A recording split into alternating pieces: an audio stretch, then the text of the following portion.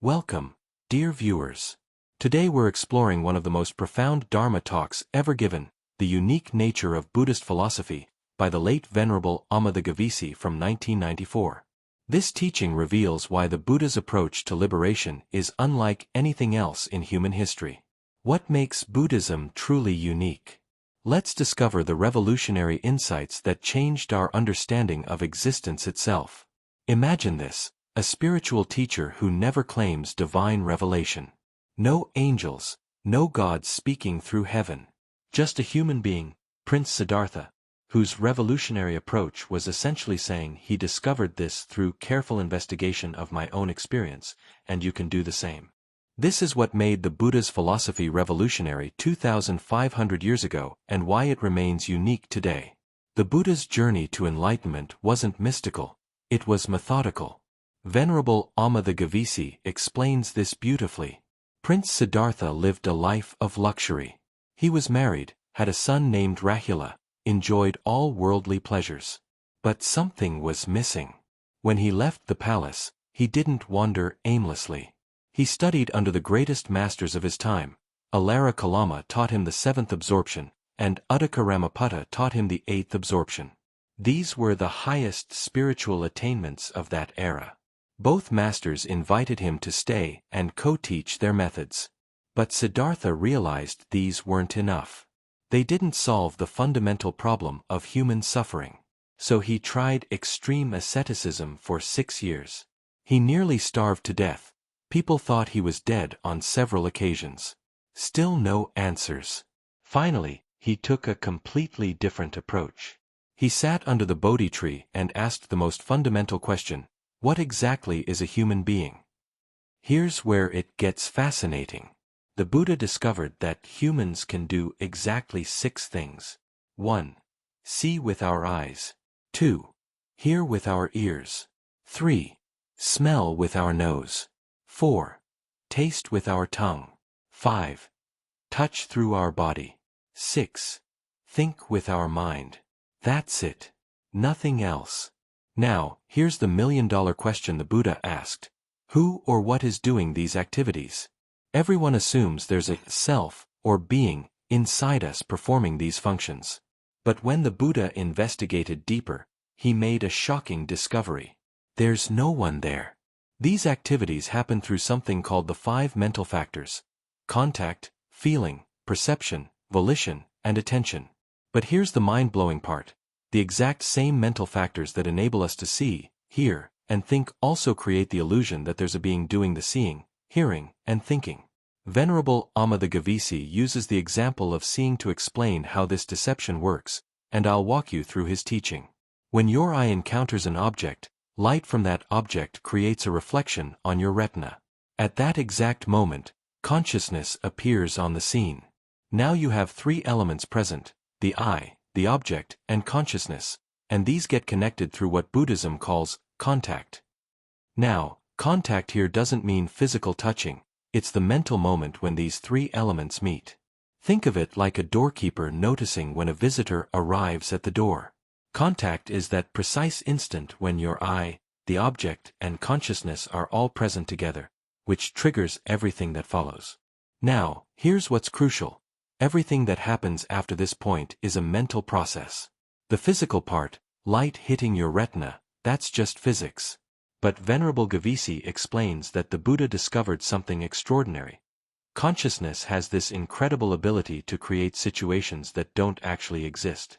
It's capable of developing deceptions. In the very process of creating the experience that enables you to see, consciousness simultaneously creates another deception, that there's a being who sees. Think about this. The same mental factors that allow the seeing process to happen also trick you into believing there's a being doing the seeing. It's like your brain creating a narrator for an experience that doesn't actually need one. This so-called being that consciousness creates is nothing but a product of the 5 mental factors we mentioned earlier. The delusion is created by the very same mental factors that create the perception. It's the most sophisticated magic trick in existence, and we fall for it billions of times every day. Venerable Amatha Gavesi explains this perfectly. There is suffering, but no sufferer. Think about that. When you experience pain, sadness, or anxiety, you automatically think, I am suffering. But the Buddha discovered that suffering exists as a process. There's just no permanent I experiencing it. This isn't philosophy, this is observable reality when you look closely enough. Your entire world, everything you think is real, is actually just the sum total of your 6 sense-based experiences. But here's the kicker, you're not passively receiving this information. Your consciousness is actively constructing your reality moment by moment. Every time you see, hear, smell, taste, touch, or think, the same process happens. 1. Contact occurs. 2. The experience arises. 3. Consciousness creates the illusion of a being experiencing it. We don't realize we're doing this. We think we're passive observers of an external world, when actually we're active creators of our experienced reality. Now comes the practical part. If there's no permanent self, why do we suffer? The Buddha traced it to one cause, desire. But not the way you think. Simply seeing something beautiful doesn't create desire. The physical process, light hitting your retina, consciousness arising, contact occurring, this is natural and doesn't create suffering. Watch this. When your eyes see something, that's just seeing. When your ears hear something, that's just hearing. The Buddha told his student Mlukyapada, in seeing, just see. In hearing, just hear. And Mlukyapada attained enlightenment right there on the spot. So what creates desire? What consciousness does after the initial contact? We see something beautiful, and then consciousness starts elaborating. I want that. How can I get that? This would make me happy. I don't have enough beautiful things in my life. Or if we see something unpleasant. I hate this. How can I avoid this? This shouldn't be happening to me. These extra mental activities, this dwelling on experiences, this is what creates attachment to pleasant things, aversion to unpleasant things. Both of these feed desire. And desire creates the momentum for rebirth when we die. Here's why the Buddha's approach is so unique. The problem is entirely self-created, so the solution is entirely within your power. No external force created your suffering. Your consciousness developed this habit of creating a being through repetition, and you can undo it the same way. The solution: mindfulness. But not the popular version you hear about. The Buddha meant something very specific. Be aware of what's actually happening in the process of perception. When you see something. 1. Recognize the physical process, light hitting retina. 2. Notice consciousness arising. 3. Observe contact occurring. 4. Catch consciousness in the act of creating the illusion of a being who sees. When this understanding becomes clear, something remarkable happens. You stop automatically believing in the narrator consciousness creates. You see the process for what it is, a mechanical unfolding of mental factors. The Buddha gave us specific practice, the 4 foundations of mindfulness. 1. Body awareness. Notice how your body is just temporary formations of elements. 2.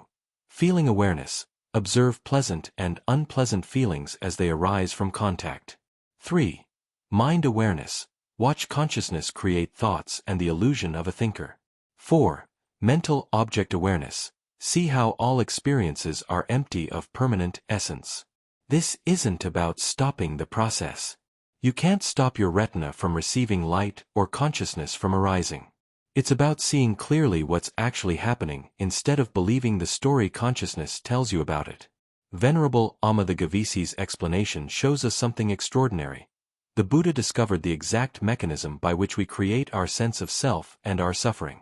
Every time light hits your retina, every time sound reaches your ears, every time you think a thought, consciousness performs this incredible magic trick of making you believe there's someone experiencing these things. But once you see the trick, you can't be fooled by it anymore. Start simple. Today, when you see something, try to catch the moment when consciousness creates the story of, I am seeing this. When you hear something, notice how consciousness immediately claims, I heard that. It's subtle at first, but with practice, you'll begin to see the gap between the actual experience and the story consciousness tells about who's having the experience. That gap is where your freedom lies. This was the profound first part of Venerable Amatha Gavesi's Dharma talk. Though the original recording cuts off mid-sentence, what we have reveals the complete mechanism of how consciousness creates both our world and our suffering. If this resonated with you, please like and subscribe for more content exploring the deeper aspects of Buddhist teaching. Share this with someone who might benefit from understanding the true nature of their mind. May all beings see through the illusion of separation. May all beings be free from suffering.